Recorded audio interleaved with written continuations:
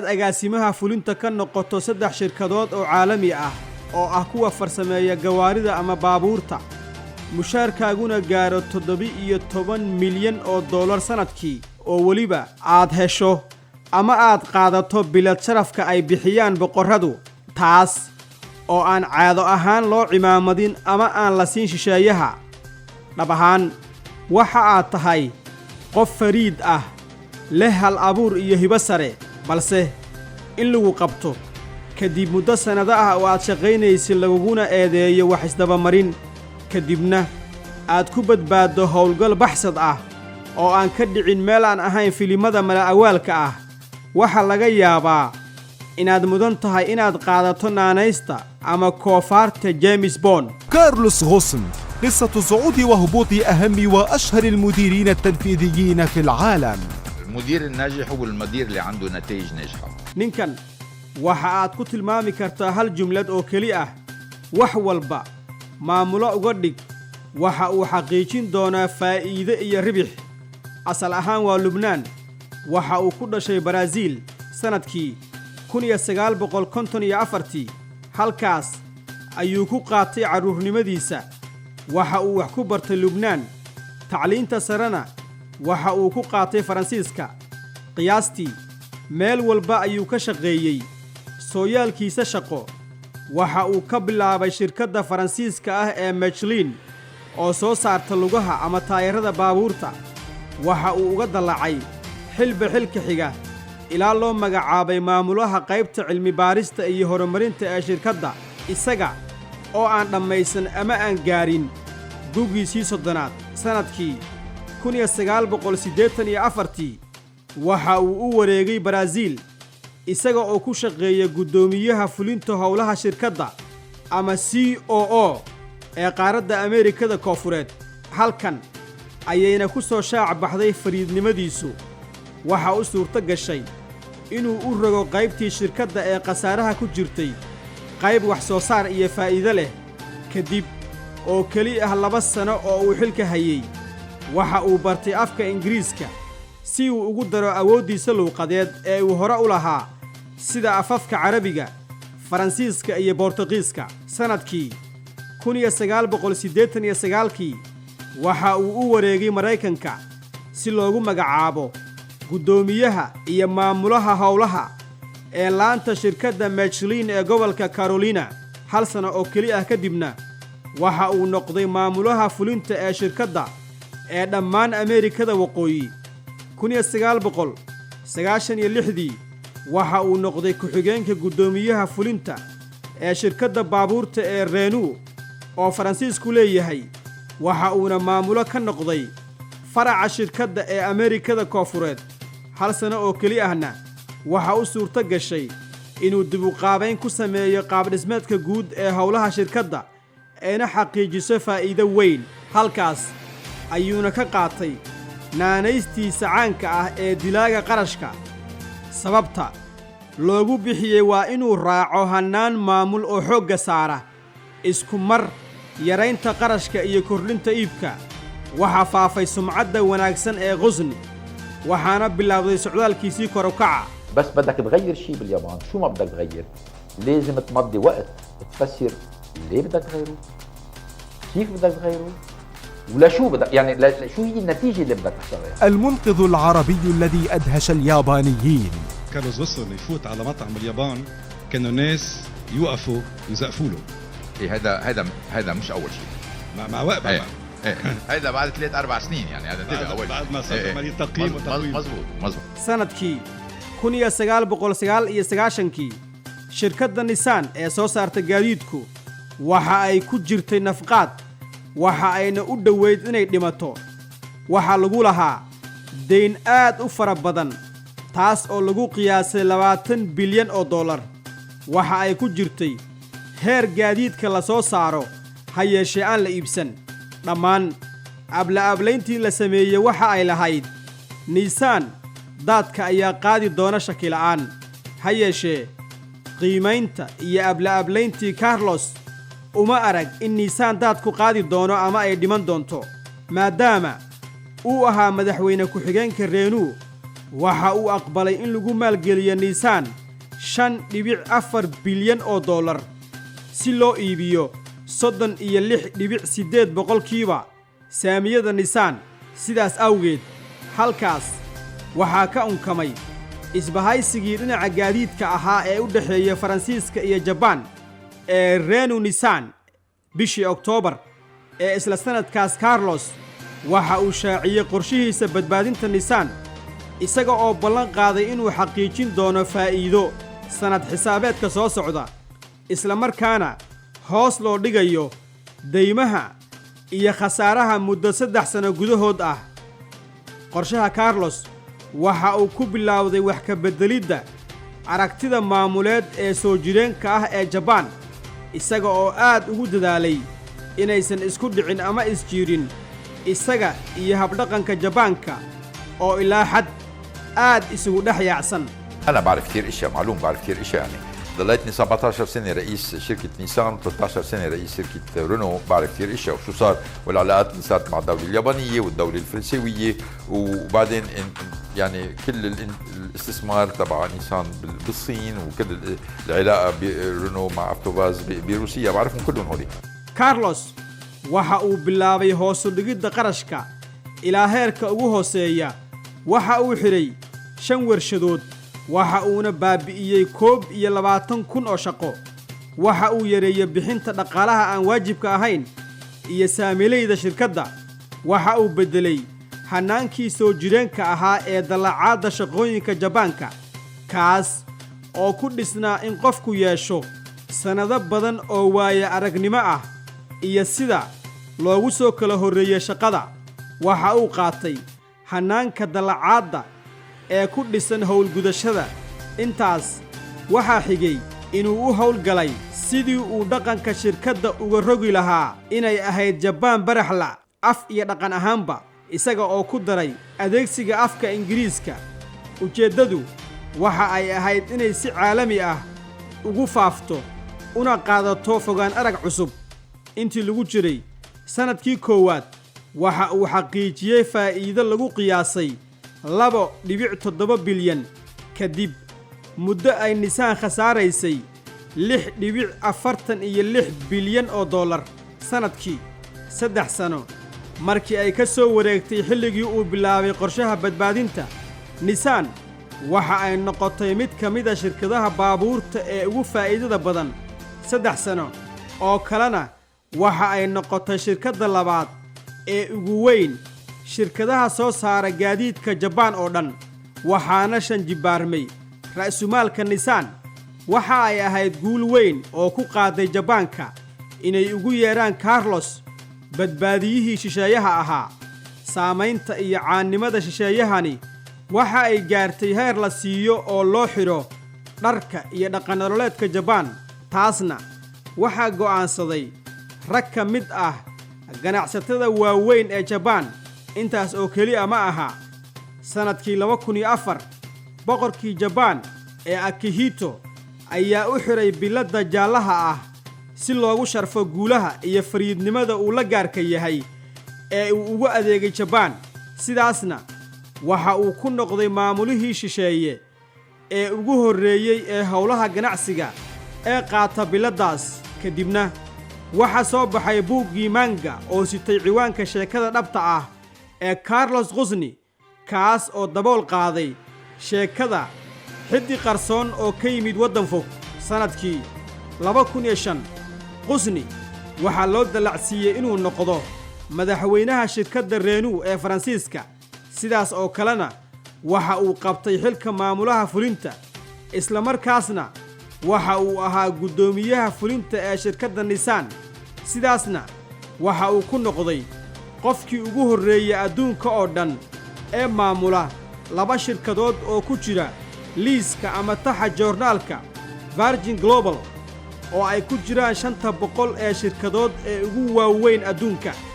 mar dambe waxaa loo magacaabay inuu noqdo ku-xigeenka guddoomiyaha golaha maamulka shirkadda Avtuvaz oo Ruushku leeyahay.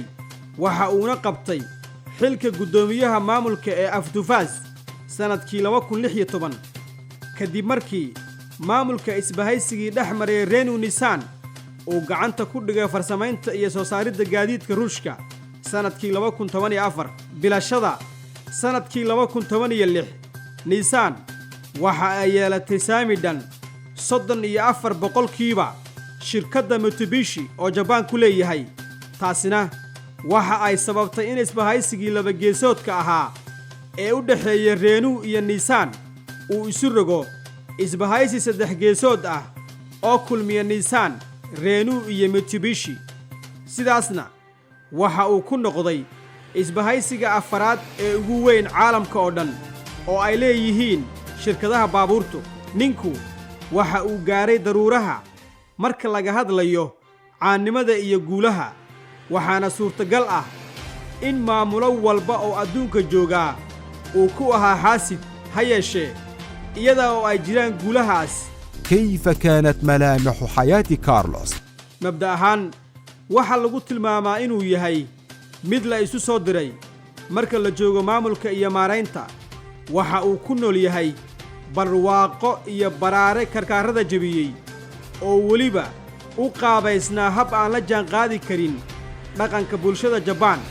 sanadkii 2004 waxaa la arkay isaga oo koraya gaari nuuca Porsche ah oo ka mida gaadiidka ugu raaxada badan adduunka, taas oo khilaafsan dhaqanka iyo caadada dadka Japan. waxa eed kala dul dhacay warbaahinta gudaha, waxa lagu eedeeyay sababta uu u kori waayey gaari ah nuuca Nissan oo ah shirkadda uu maamulo. xilligaas Carlos waxa uu milkiyay laash aad u raaxa iyo barwaaqo badan oo ay ku kacday $10 milyan. mushaarkiisu waa sheeko xariiro marka la eego dadka caadiga ah. $17 milyan ayuu qaadanaya sanadkii. 8 milyan iyo bar waxa siinaya Renault, 6 milyan iyo barna waxa siinaya Nissan, 2 milyanna waxa siinayay Mitsubishi. mushaarkaasi waxa uu 11 mar ku jibaarmay mushaarka guddoomiyaha golaha fulinta ee shirkadda Toyota oo Japan ku leeyahay, taas oo ah shirkadda ugu weyn ee samaysa gaadiidka caalamka oo dhan. dhowr mashruuc ayuu Qusni gacanta ku hayay, waxaana caymiska u geliyay shirkadaha uu maamulo sida diyaarad gaar ah oo qiimaheedu cagacagaynaya ku dhowaad $70 milyan. mushaarka faraha badan ee Qusni waxaa loo jeediyey eedo iyo dhaliilo ciidda ka badan. dhaliishii ugu caansanayd waxa jeediyey madaxweynaha Faransiiska Emmanuel Macron, kaas oo ku tilmaamay mushaarka Carlos inuu yahay mid xad dhaaf ah. مطرح ما في طلعة في نزلة، مطرح ما في نجاح في معقول يصير في فشل. السقوط من القمة. إذا كنت أجنبي في عندك كواليشن ضدك يابانية، تحالف ياباني لأنك غريب. بدك معلوم. dabayaaqada sanadkii 2018 Carlos waa la qabtay, xabsiga ayaa la dhigay wax yar kadib markii ay soo caga dhigatay diyaarad uu la socday gegida ama garoonka diyaaradaha ee Tokyo. waxaa lagu eedeeyay inuu galay gef dhinaca hantida ah, isla markaasna uu si xun iyo si shakhsi ahba u adeegsaday hantida shirkadda. shirkadda Nissan oo ah midii uu ka badbaadiyey inay kacdo ayaa dacwo garsoor ku oogtay Carlos, waxaana eedaha lagu sheegay inay yihiin kuwo lagu helay baaritaan laga sameeyey gudaha shirkadda. arrintu waxa ay gaartay in ninkan lagu eedeeyay inuu xisaabinta hantidiisa ka qariyey in dib u eegis lagu sameeyo, isla markaana uu ku kacay isdabamarinta malaayiin dollar. kadib 3 maalin oo uu ku jiray xabsiga, golaha maamulka ee shirkadda Nissan ayaa ka qaaday xilkii, waxaana xigay tallaabo taas oo kale ah oo ay qaaday shirkadda Mitsubishi. balse shirkaddii kale ee Renault waxa ay sugtay inta uu ka aqbalo inuu isagu iscasilo ilaa dhammaadka sanadkii 2019. sidaas ayaana ajnabigii badbaadiyaha ahaa bannaanka looga dhigay dhammaan xilalkiisii maamul ee isbahaysigii saddex geesoodka ahaa ee uu isagu curiyey. Carlos waa la sii daayey kadib in ka badan 100 maalin oo uu xirnaa. mar kale ayaa xabsiga la dhigay bishii Abriil 2019. habsocodka loo marayna waxa uu ahaa mid aan horay loo arag oo lagula kacay qof lagu daayay wakaalad markan dambe waxaa loo jeediyey eedo la xiriira inuu khiyaanay kalsoonidii lagu qabay isla markaasna uu danihiisa gaarka ah u adeegsaday hantida shirkadda intaasna waxa dheeraa in lagu eedeeyey inuu ku lug yeeshay bixinta lacago qarsoodi ah oo ka badan 30 milyan oo dollar si boqortooyada Cumaan looga hirgeliyo shirkad qaybisa baabuurta Nissan Carlos isla bishaas qudheeda ayuu nidaamka wakaaladda oo ay ku baxday 9 milyan oo dollar uga soo baxay xabsiga waxa uuna ku gacan sayray dhammaan eedihii loo jeediyey eedaha musuqa ee loo jeediyeyna waxa uu ku sheegay inay yihiin shirqool siyaasadeed oo uu maleegay golaha maamulka shirkadda Nissan Qusni waxa lagu yaqaan in uu yahay nin aan isdhiibin isla markaana adeegsada ama miciin bida doorashooyin maamul oo marka la joogo dhaqanka soo jireenka ah ee maamulka lagu sheegi karo inay yihiin kuwa waali ah balse qofna ma ogeyn in hibada hal abuurka iyo xariifnimada ninku ay ka gudbi doonto caalamka maamulka ganacsiga iyo shaqooyinka الهروب الكبير جيمس بوند من اليابان إلى لبنان كارلوس قسني sanadka 2020 waxa uu ugu dabaaldegay Lubnaan kadib hindisida iyo fulinta howlgal baxsi ah oo u ekaa filimadii James Bond 29 December 2019 Carlos waxa uu ka soo baxay guri uu deganaa oo uu ku ahaa xabsi guri sida loo badinayana habka uu ku baxsaday waxa uu ahaa sidan soo socota waxa uu la kulmay laba qof oo Mareykan ah oo deganaa mid ka mid ah hoteelada ku dhow gurigii uu ku xirnaa waxa ayna saddexdoodu u wada raaceen tareenka degdega badan magaalada Osaka ee galbeedka Japan waxa ay wada degeen hotel ku dhow garoonka ama gegida diyaaradaha ee magaalada Osaka kadibna labadii nin ee Mareykanka ahaa ayaa ka baxay hotelkaas iyaga oo wata sanduuqyo waaweyn sanaadiiqdaas midkood waxa ku jiray Qusni halkaasna waxa ay ka qaateen diyaarad gaar ah oo ku wajahan magaalada Istanbul kadibna Carlos Bond Istanbul ayuu ka qaatay diyaarad kale oo gaar ah oo geysay Beirut isaga oo adeegsanaya baasaboorkiisa Faransiiska ah Qusni ma bixin wax faahfaahin ah oo ku saabsan sheekada baxsadkiisa marka laga reebo inuu diyaarad gaar ah ka soo qaatay Istanbul kuna tagay Beirut isaga oo adeegsaday baasaboorkiisa Faransiiska ah balse waxa la hubo ayaa ah in xitaa howlgalka baxsigu ahaa mid ay adag tahay in la fahmo loona qorsheeyo si heer sare ah taasna waxa muujiyey sida ay ugu suura gashay inuu ka gudbo dhammaan hanaanka nabadgelyada ee Japan سأخبر العالم بكل شيء محاكمة 5 سنين وين صرنا؟ بعدين من بعد 5 سنين تصور انه انا طلعت بريء على كل الاتهامات معقول اليابان يقبل انه انا اطلع بريء على كل الاتهامات من بعد كل شيء صار kadib markii uu gaaray Beirut Carlos waxa uu qabtay shir jaraa'id kaas oo ay xigeen dhowr waraysi oo ay ka qaadeen telefishinadu dhammaan waraysiyadaas Qusni waxa uu ku sheegay inuusan ka soo cararin cadaaladda balse uu u soo cararay cadaaladda darteed waxa uu ku eedeeyey hannaankii garsoorka ee Japan inuu yahay mid dhan u xaqlinaya isla markaana aan kalsooni lagu qabi karin sidaas oo kale waxa uu ku sheegay in xitaa haddii ay soo baxdo inuusan dembi lahayn ay qaadan doonto inuu helo jawaabta dembi la'aanta ugu yaraan muddo dhan 5 sano waxa uu muujiyey in 99.4% garsoorka Japan ay ku qasaaraan